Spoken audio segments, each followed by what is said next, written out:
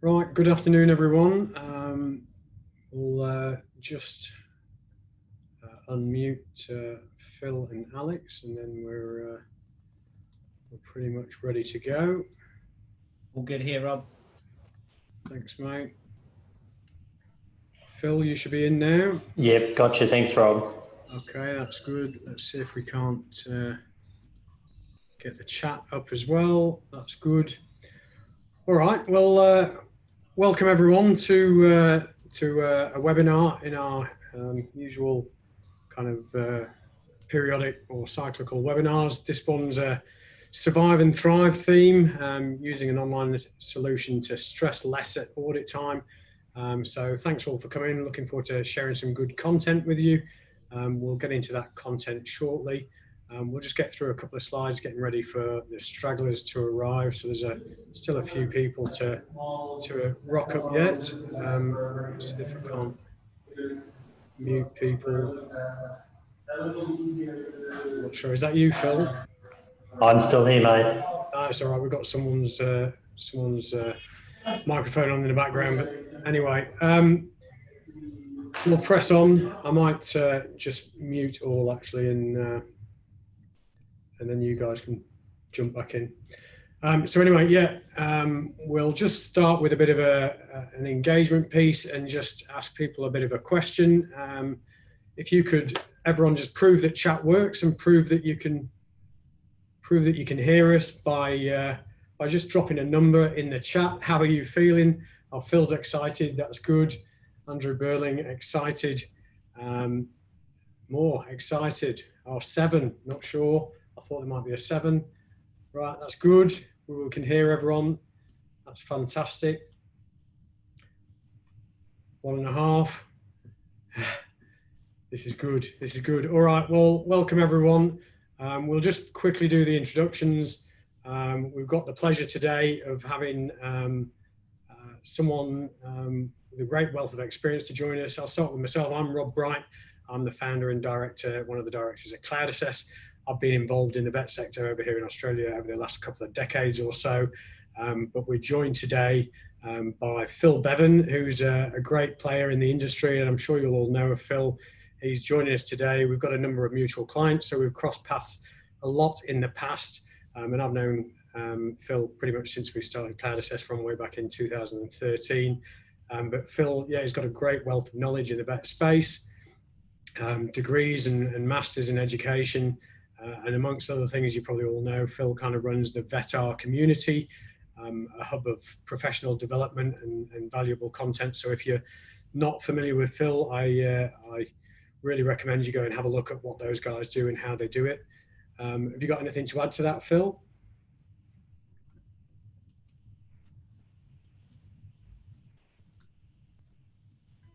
There we go. Sorry, Rob. I'm fighting the mute here for some reason. I know I might be the person that's got some background noise here as well because I'm in a busy office at the moment.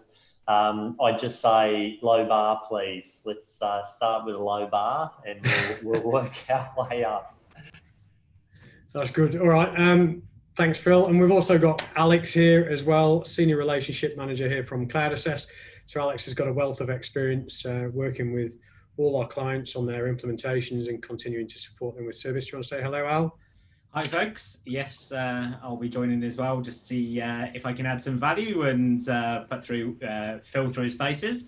So feel free to drop any questions and queries you've got as well into the chat. And as we move through it, I'll keep an eye on that as we do. That's good. All right. As we say, we'll try not to spend too much time on the introductions and keep moving. So really, we've got a bit of stuff to talk about today. Phil's going to talk about some of his great experiences in terms of audits, highlights, things to look out for, and things that he's observed or issues or roadblocks that people have come across in his experience, which is going to be great. Alex is going to talk about the benefits of a fit-for-purpose solution in the vet space. And then hopefully we're going to have a bit of time to have a bit of an open discussion around, beyond 2020, what we see and how things are looking, which is all a bit up in the air at the moment. And then we'll have some time to open the floor to some questions.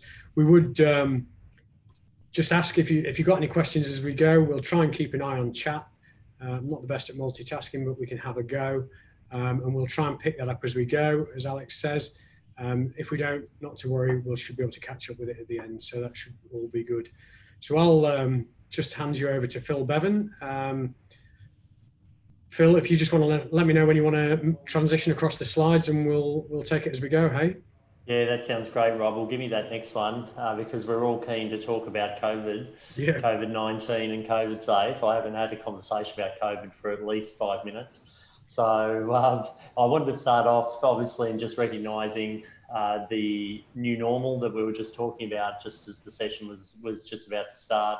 We understand that we're all living with the pandemic, that we have particular challenges in all of our various operations, and certainly in the compliance context that goes along with that as well. I think it's really important when we're talking about, as Rob was saying, survive and thrive, and in thinking about some of our operational experiences and some of our audit experiences that have been happening in recent months, that everything is clearly getting coloured by the pandemic that we're living with. And from a provider perspective, as much as we're a bit over it, to be honest, I'm not sure if you guys agree with that. Throw it in the chat. Let us know if you're sort of ready for something new. But it does provide a range of challenges that we need to deal with. So from a government perspective, and just in general from a good practice perspective, we know we need to be undertaking and documenting risk assessments. We know that we need to be undertaking and documenting a COVID safe plan. For many of you, your providers operating across different Australian jurisdictions and indeed into the New Zealand region, you will be documenting multiple COVID safe plans because each of the states and territories and indeed the other country has different obligations of businesses that are operating in those areas. And like I've been talking to providers about now for months, unlike most businesses, you actually have the Commonwealth at some point that's going to turn up and see what you did. So if you're a bar or a pub or a restaurant or a retail business, you might be told that you need to be doing certain things. You may or may not get any kind of government interest in your business. But if you're an education institution, you'll absolutely receive an audit at some point in future. And there is going to be discussion around what you did during COVID-19. How did you go about your operations? When did you reopen? And how did you ensure that your operations were being conducted in a safe manner? So while we don't want to spend too much time talking about COVID-19 today, I did just want to call that out right up front, that we know that we've got a range of things that we need to do, and we know that someone's going to check them at some point. So, so certainly from a provider perspective, you definitely want to make sure that you've got those in place. If you jump into that next one there, Rob, that we're looking at in terms of recent trends. Now, I want to just talk about how we've put this information together in the first instance. So we are still doing audits. We are doing internal reviews, internal audits with various providers. Obviously, from a digital perspective, there's not too many site visits going on at the moment. And similar with our regulators, they are still involved in doing desktop audits. There's still various activity occurring in the sector. I'm talking with individuals and providers that are still attending AAT hearings. So all of that machinery around our compliance and audits is occurring. And we are, from our experiences, seeing a range of key trends. And certainly if you've been on one of the, particularly ASQA, our Commonwealth regulators sessions, we ran a session a few months ago now with the regulator around what student complaints were trending. And even then, I think that was about 10 weeks ago, and already even back in that dark history, the regulator was seeing a spike in student complaints around COVID-19. And certainly in the presentations that ASQA has done in the last couple of months, these kinds of trends are popping out as well. So if you're wondering where all of that is coming from, there's the background. I think the first thing that we need to recognise is that a lot of organisations rushed in tech. So we just found whatever it is we needed to pile in to be able to continue to communicate.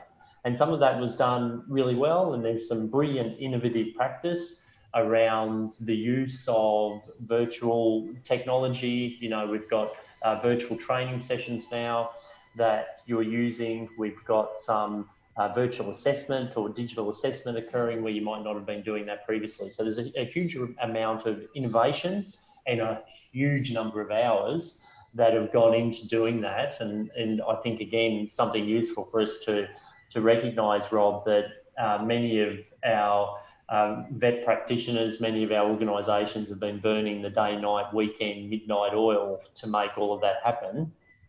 But having said that, along the way, some perhaps inappropriate resourcing. So as much as we've done to implement all of those arrangements in an unprecedented situation, in most cases, I would say, you might say many cases, I would say most cases, I don't think there was appropriate resourcing behind, whether it be training for personnel, whether it be the right solution.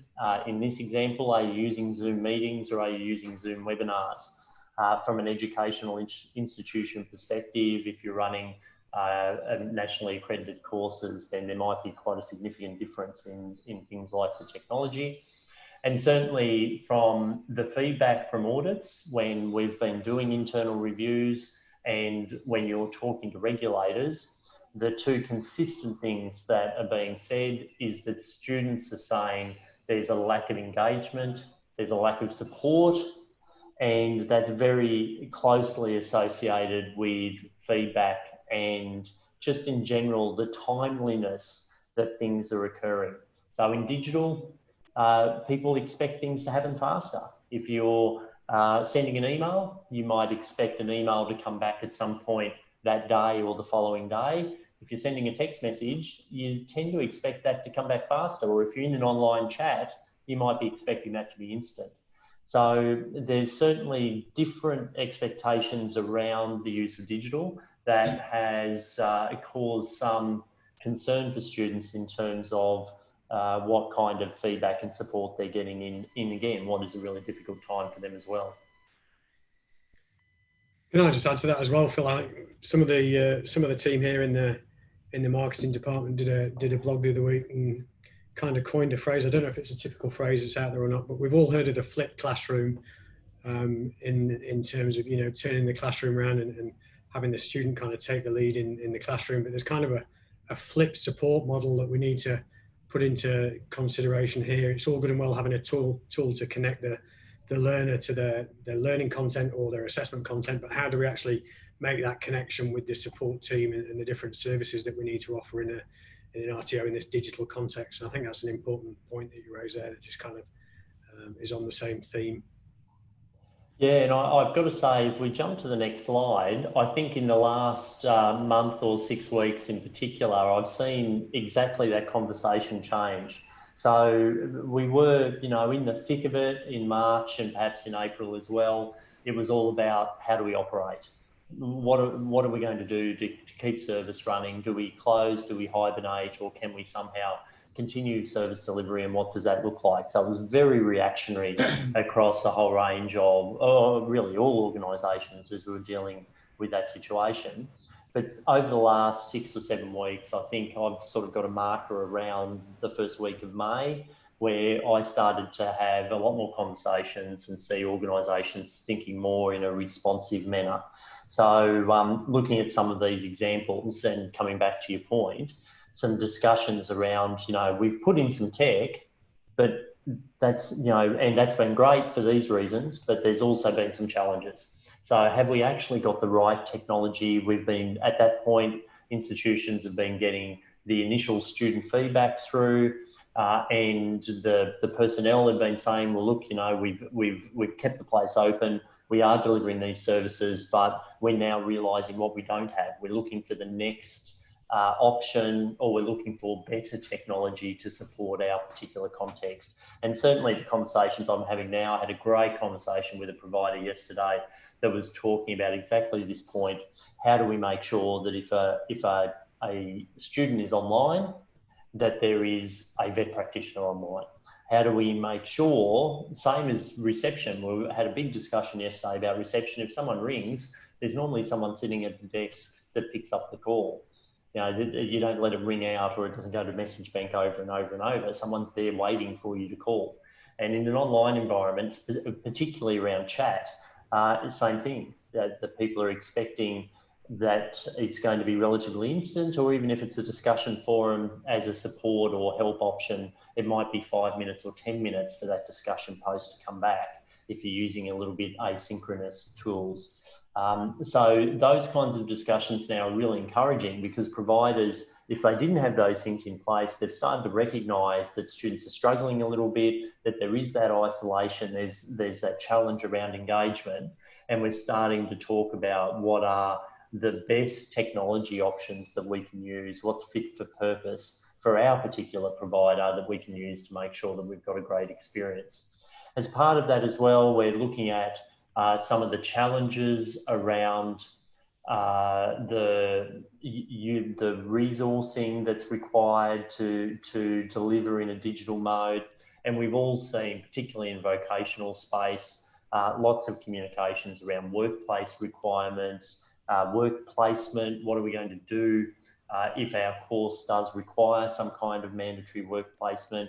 How do we ensure authenticity in assessment if we're using digital tools as part of supporting that assessment process? And just in general, again, we have this great understanding of our obligations for the principles and rules when we built our assessment tools and our assessment process, and our team were out there, literally out there implementing assessments. Now that has pivoted, are we still meeting those requirements that we need to meet around the principles and rules? And certainly from a regulator perspective, the message is very, very clear over and over from day one.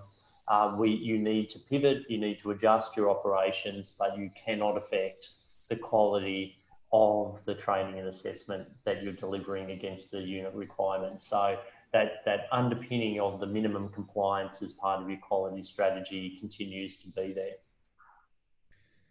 I think we were speaking the other day as well, Phil, when we were talking about digital or online assessment doesn't necessarily mean, using online technology doesn't necessarily mean your delivery mode's changed.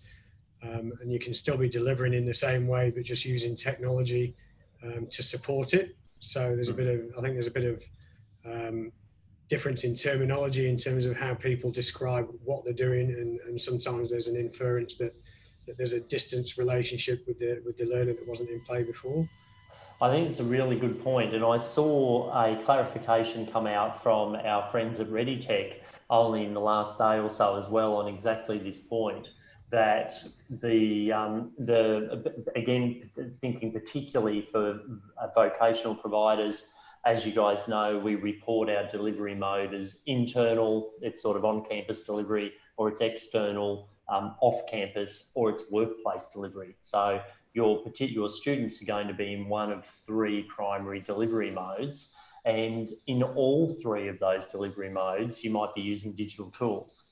So just because the participant is involved in using some kind of digital tool, either for assessment or for learning, that doesn't necessarily change their delivery mode. As you said, if they're on campus, then, and there is that very famous photo that's years old now of a lecture theatre in the US, where there would have been a huge lecture theatre. There's about 200 students in it at one of the universities, and literally every student had an Apple Mac in front of them. So it was like spot the person who didn't have an Apple Mac. It was crazy. There was just all these glowing Apple logos sort of coming back at the lecturer.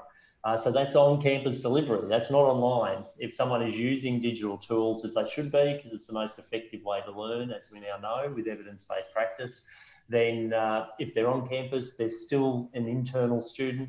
If they're still at work, a big shout out to enterprise RTOs and to traineeship providers. If your participants are still at work and they're working, guess what? That's still workplace delivery. That hasn't changed. It's only if the participants are studying external to their workplace or to campus, so they're effectively studying at home or maybe another third-party location, then at that point they would be considered to be on, they're considered to be external, but at that point you would be talking about online delivery, to use that terminology. Yeah, thanks, Phil. Last slide. Just in terms of the record side, I know that we've all been focused on just keeping the lights on and supporting students as we've been delivering across the country, but there does need to be records of what you've done. And we were talking about that right at the start with COVID-19. Our friendly regulators are going to come along at some point. If you've been running digital workshops, how did you do the attendance? And does the attendance meet the requirements of the evidence of participation? So how are those attendance records being done as you've transitioned from a classroom to virtual classroom? And that's really important. There's a lot of guidelines there, as you guys know. Similar with things like assessment, like we talked about with authenticity as an example. How are you maintaining those particular records of how decisions were being made, and even in terms of evidence of participation. If the participants are in a workshop, you would typically be calling that structured training. Particularly if you're a government subsidised provider and you're needing to demonstrate structured training for the purposes of claiming government funds, to claim your subsidy, to lodge commencement, to use different terminology for the different states.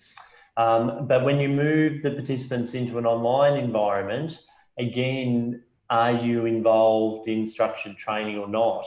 And as Jackie's mentioned there, it is a situation where you do need to have a trainer available online if you're wanting to be claiming that there's structured training going on. Big difference between self-paced and structured, depending on the support and the supervision that's occurring in that digital mode. So from a records perspective, there's, I think, a lot of little Easter eggs in there, a lot of traps. We haven't really thought about that too much as providers. We've just been charging ahead with keeping the lights on, keeping the doors open, and innovating, looking at a whole range of amazing different ways that you guys have continued to support and deliver services to students. But at some point we need to come back, we do something, but then we actually need to show what we did. We need to come back and make sure that we've got those records in place. And as I mentioned before, that links quite closely back to having the correct or the appropriate technology in place. We might have been using or might be using one form of technology and the delivery is occurring, but the appropriate records of that delivery are not. So really important that as part of your refresh and continual development as providers, that you make sure that any challenges in that records area are dealt with. Have you got any top 3 watch outs, or what your the biggest thing you always look for is when you're advising anyone around compliance in the online space, Phil? Definitely in the first instance, the records of what the student's done. So I've been in many audits over the years where you can't actually get the information out. For those of you who were around in the vetr help days, some really interesting times through that period around governments asking for IP addresses. What IP address did the student log in on? What records did you have? Was it a unique login ID? Did they have a username or password to access the virtual classroom that we're talking about right now? So there's minimum standards there that you need to be meeting, and having your systems track those so that you can then provide those records for audit. So from a learning perspective and from an assessment perspective, when were things submitted, date, time stamped, all really important items from that side. The same challenges apply though, I've got to say, Rob, in terms of any other delivery. What was the quality of the delivery? What support were students receiving? how quickly were their questions getting answered, you know, what marking was occurring, and then from an as informative, what feedback, and then from an assessment perspective, principles and rules, whether you're doing it in a classroom or in a workplace, or indeed external from some online perspective. How did you show that those 4 rules of evidence were being met, and how was the assessment implemented in line with the 4 principles of assessment? Thanks, Phill. I think it's worth a quick opportunity while we've got you, Phill, as well. And it's just come up in the chat with the conversation around responsiveness. And it's something that's come up quite a bit in the conversations I've had with clients and a number in the industry. I think what we've got to look at when we're talking about responsiveness, there is some instances that are going to have different requirements in this space. So if we are delivering a self-paced learning environment, do we expect live chat 24/7? If we're delivering on campus versus remotely, you know, it's very situational based, and it's very much based on your delivery method and your sort of approach, I suppose. And this is where I'm going to start to investigate it a little bit when we talk about the fit for purpose. But it's about understanding that, you know, if we haven't changed that model, or we haven't moved into a different space, it's perhaps not necessarily doing anything different. If we had an educator that was available, a vet practitioner that was available previously when we were delivering training and assessment practices, now we're doing it remotely, should we not still? So I think it's definitely something that, and again, folks, please jump into the chat and let us know your thoughts. But I think it's about making sure that the situation and the context is right when we're talking about that sort of responsiveness. Responsiveness starts right from the minute of enrollment. You know, if we were previously being able to, via traditional mail, get an enrollment form in 2 or 3 days, if we were using paper, to, you know, the delays that we've seen with the Australia Post, where it might take 2 weeks now, is that a responsive solution that's now acceptable in this sort of climate? Right through to how quickly and effectively can we process that information as it's coming through. You know, a student submitting an assessment via a Word document that's got to be downloaded, articulated, feedback provided, re-uploaded, sent back via email, the like. Is that an effective process? You know, is that a reasonable adjustment that we've made there to still deliver the same quality and standard for our learner? So I think that's where, you know, responsiveness definitely comes into opening that up a little bit further. Now, Jackie's, you know, going down the same train of thought, I think, in the chat there. So, you know, regards to the cost, what does it look like to make a trainer available 24/7? Well, if we had to do it before, it looks very much like the same. Just, you know, do we have the technology available? If we had to do it before, I should imagine, unless we've changed our model, you know, considerably, then we'd still have to do it now. So I think it's definitely something that we see quite a lot, especially in the early instances. You know, if we go back to March, I think people were like, how do we communicate, not just share information?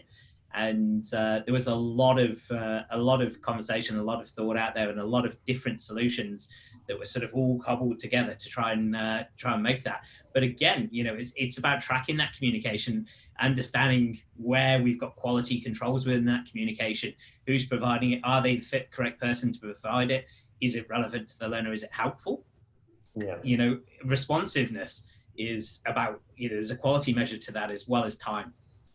Yeah, I've seen it's a really great point, Alex. I've seen some super interesting activity from different providers based on their size around dealing with exactly that challenge.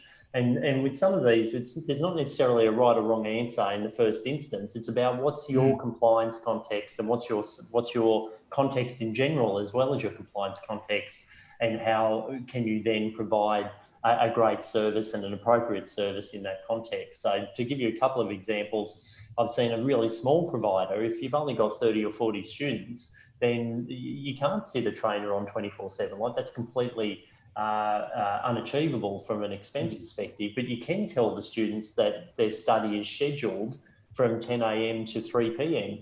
or from 9 a.m. to 5 p.m.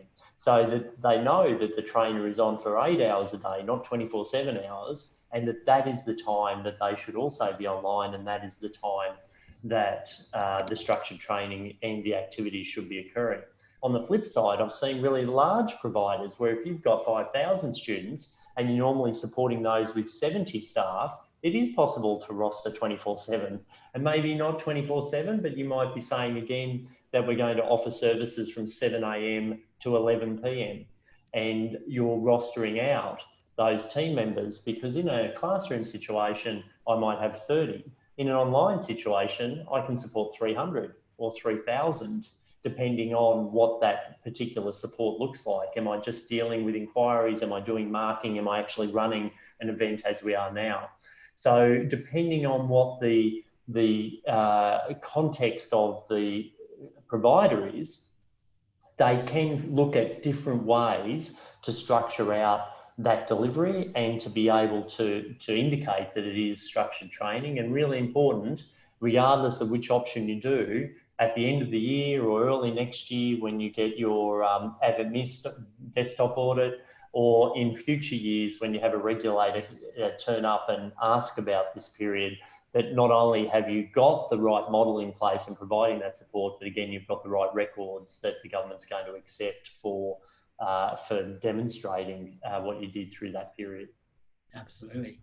I think that's a really good roundup with it there. Yeah, for sure. Okay.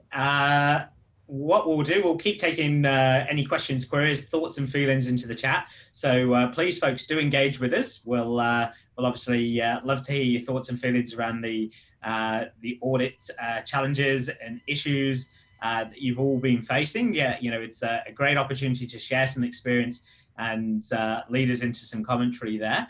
I'm going to dive in with my fit for purpose. So what I want to do is investigate a little bit regards to what a real fit for purpose solution looks and feels like. This is getting into that, making the decision, either that rush decision and reevaluating, having a look at the opportunities and the technologies that are available and how they really meet your requirements. A bit of a sort of wish list for the buyer, I suppose, and just going to align that to sort of the requirements that we see and understand. So straight off from a very top level sort of terminology, does it align to the terminology, the language that we speak, the systems, the software packages that we're looking to apply? So when we talk about terminology, does it speak it in the AQF language? Is it qualifications? Is it units of competency? Is the assessment terminology aligned? It's all very, very important for making sure that our staff and our participants feel engaged and feel that we're using the right solutions there. When we look at assessment, is it restrictive? Do we have all the available methods of assessment? When we go and perhaps talk about, a generic learning system or, an LMS that's perhaps built for enterprise delivery rather than accreditation or higher education and the like, does it talk in the realms of quizzes, tests, or does it talk in the realms of theory assessment, practical assessments, knowledge assessments? Does it allow for that sort of contextualization that fits? Do we have the methods to deliver differently, as in a practical observation has a very different process flow to a knowledge test, to a case study, to a project? Can we deliver evidence portfolios alongside our training record books or part of our training record book? Does the solutions allow us to gather really good quality evidence? Can we perform different methods such as RPL, and how do we align those to our current and existing resources? A real fit for purpose solution shouldn't require us to change our content, change our resources to really, have to meet the system's requirements. Our resources have been evolved over time, over years, with great investment, great experience. Do we need to modify that to such an extent to better fit the solution? Is that the right decision? Perhaps we need to reevaluate the decision we've made with the platform itself. And when we're looking at our platforms, our software, is it flexible enough for skill sets? Does it give us room to grow if we're not delivering short courses and there might be an appetite to do so? Do we have the capability of doing a single unit delivery versus a full apprenticeship or traineeship? Does it meet all different aspects of our business? Some of our business, a small percentage of it might be 100% remote and online, always has been or has been for a number of years. But does it really fit with what we're looking to achieve, not just in the short term, but in the longer term as well? And can we deliver all the supporting training materials and the documentation that goes along with that? Do we have enrollment solutions, as I touched on earlier, enrollment solutions that meet all of our requirements? We train over different states. We have different funding requirements. We have different information that we have to gather from our prospective students. Do our solutions allow us to tailor that? And do they allow us to move and sort of reevaluate and reassess those, and flexible enough for us to tailor them at very short notice, so we're not having to push the system to sort of fit around our needs fit into it. So I think, it's when we start at that top level, it's really important. Now, moving on to the slide you've got here, Rob, when we're talking about applying solutions, we're not necessarily, and Phill, you touched on this as well, we're not necessarily looking at the process, changing your process. Is the requirement? In some instances, COVID has definitely seen a requirement for some providers to change how they deliver. It can't be ignored. But moving post-COVID and even through the period, we've seen providers delivering the same level of training. If it's face-to-face, there's a requirement to do face-to-face. If it's workplace and it's an essential service, etc., we've seen those that training continue to the same level and the same requirement wherever possible.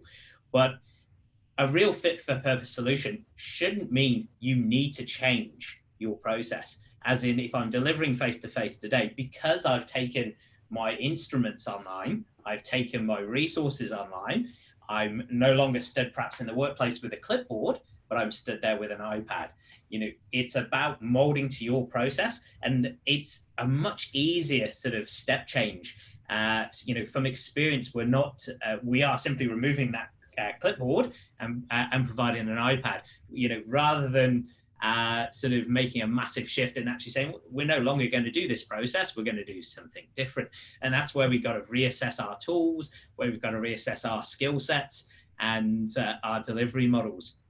So that rush to technology doesn't necessarily have to be that big step change, and give you the flexibility to deliver with your current models is what a real fit for purpose solution should be able to do, and really drive efficiency here as well. So when we're looking at efficiency, we're looking at also keeping that efficiency within our policies, processes, and procedures. So if we've got a process to notify a student of a result or an outcome, how are we doing that now versus how would we like to do it more efficiently, but ensure that it happens every time? Is that new process auditable? Can we refer back to it? Can we review it? These are all very sort of top sort of requirements that we see on a daily basis. How do we do this? And how do we ensure that it happens every time? So great systems will have that automation. They will have that control for you to be able to tailor the information that you're sending, when you're sending it, and how you're sending it. And options of gathering evidence. When we move to different protocols, does it open up new avenues that we don't need that step change for? Such as, if I've swapped the clipboard for an iPad, can I now take a photo or video or audio evidence? If I'm delivering a competency-based conversation in the workplace, I could now record it as well. It's very easy ways of gathering evidence to the same process that we've always done, just extending that quality piece a little bit further perhaps as well. And, how do we implement these solutions? So is our implementation tailored? Is it unique to our needs? Does the provider understand our requirements, how we train and assess? Are they going to spend time with me and my team to understand how I adopt to the changes and how I get the most out of that technology as well? So again, you know, all stuff for consideration as we move into this piece. Absolutely, for sure. Drop us onto. I was just going to add to that. A pet hate of mine that we often still come across is when we've got a system and then it's a digital solution, but we still have processes where you've got this download upload process where a learner might have to download a Word document, fill that Word document in, and then, or even worse, print it out and scan it, and then submit that back as evidence, and just the inefficiency and the loss of time and the bureaucracy and the process involved with that and the extra expertise and all that. So I can see Phill smiling at the thought of that. Do you still come across that often, that kind of level of compromise, Phill? I want to make a comment on some of the fantastic feedback from Alex there as well, but let me just do that one first. You've cracked me up. Going digital doesn't mean converting your book to a PDF, right? That is not effective digital practice. And it's exactly the same with assessment. So I had a discussion again yesterday with a provider where they were saying, oh, look, what if we made them PDF forms? And my response probably wasn't helpful, but I said, oh, if you'd asked me that in 2005, you might have got a different answer. But putting your forms into a PDF form is not going digital. Like, all it is doing is creating additional problems. And I think that's one of the key points that I wanted to pick up with what Alex was saying, that you are able, if the technology is fit for purpose, you are able to bring your workflows that you know are the workflows that work for your organisation, that are supporting the quality of your services delivery that your team members are using and aware of, but you can also extract the efficiency of using a digital solution. So in those examples, going to a PDF form, there's not going to be a lot of efficiency extraction there. It's going to create a whole range of other workarounds and headaches. So that's a really good example. And I think that providers that are able to achieve that balance of getting the workflows we want, and which includes maintaining a lot of the workflows we have, as well as achieving the automation and the experience benefits of digital, when you get that that model right in the implementation, you're really going to see some happy students and some cost efficiency savings within the provider as well. I think you're exactly right. The fact is, it's experiential stuff for the learner who's, you know, we've got a range of demographics depending on your learners and what qualifications you're delivering. But if it's not a simple process, that doesn't mean they need to use technology in ways they're not used to, then you're going to have a better outcome. I'll let you carry on, Alex. Sure.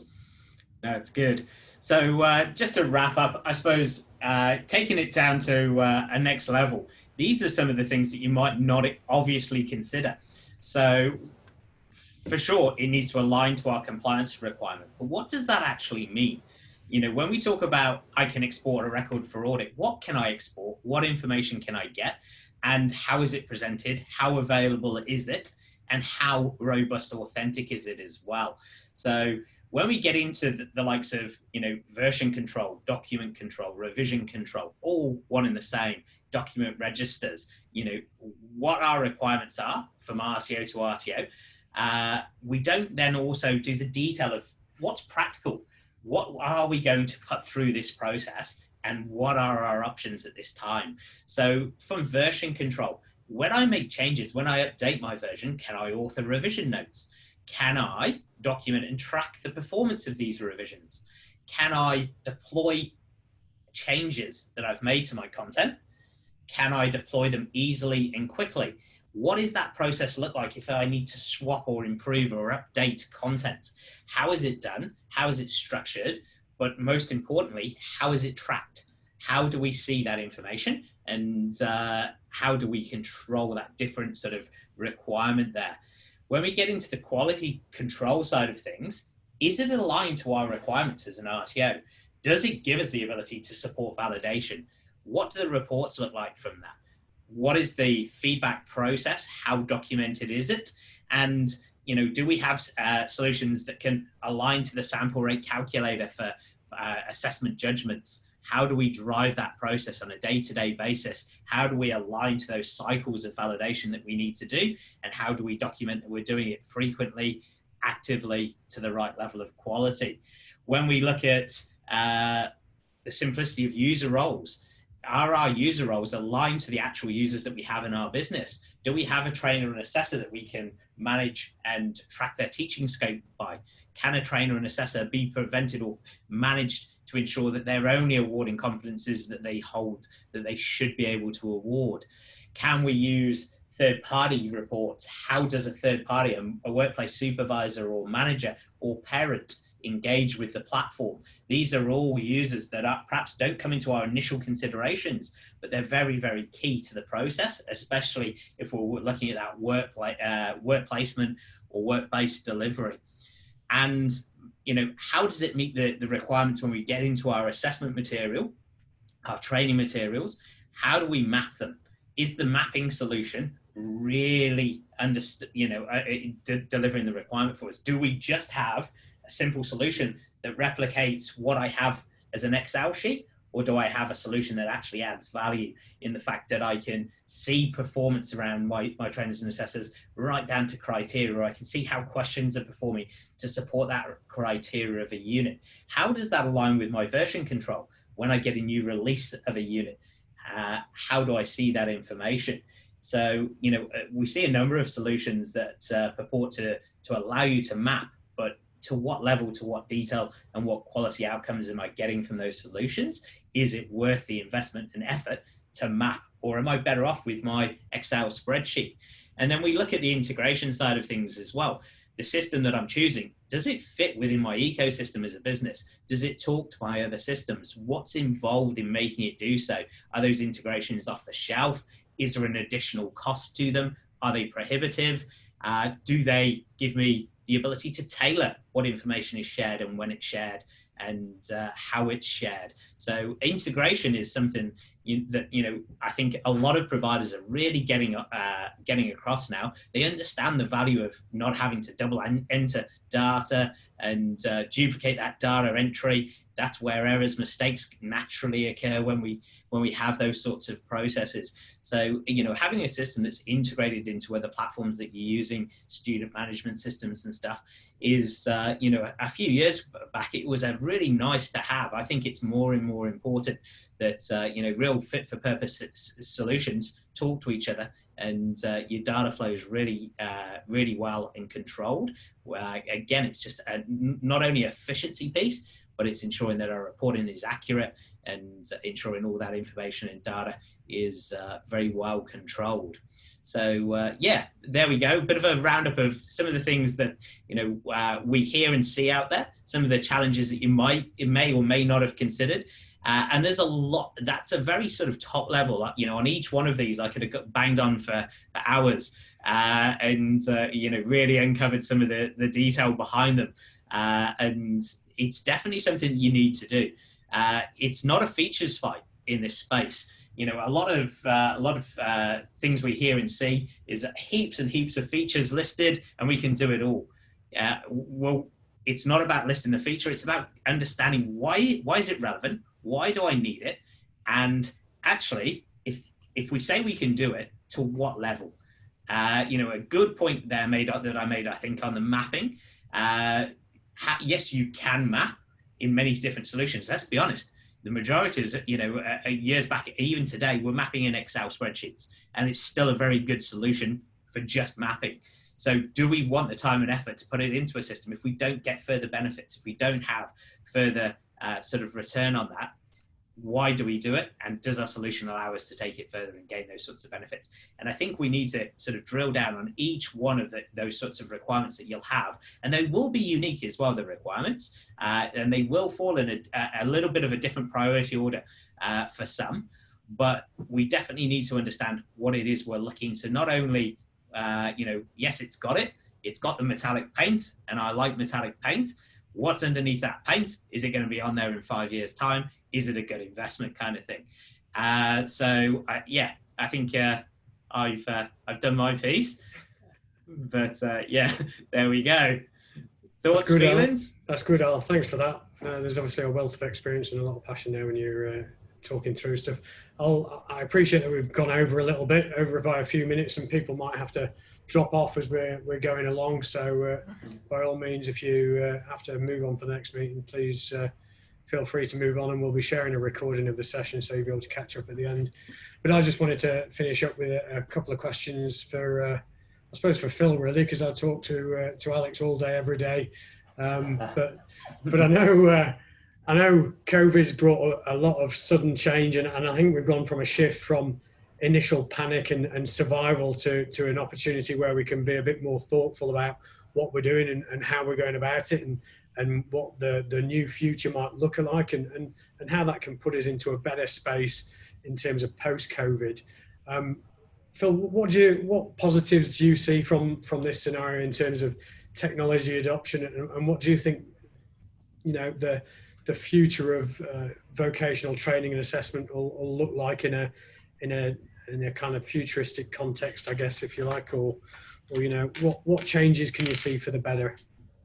Wow, that's a huge question. I'll need a couple of hours, like Alex was mentioning as well, to talk about that. And let me just, on that last slide, let me just say, I think one of the key things that we don't often think about is that analytics. And I know that's, you know, the people throw this term around, it's been around forever now. But again, in the last couple of weeks, I've had several providers talking to me about the visibility that they now have in the digital technology that they're using. So things like how quickly our assessors are marking their assessments.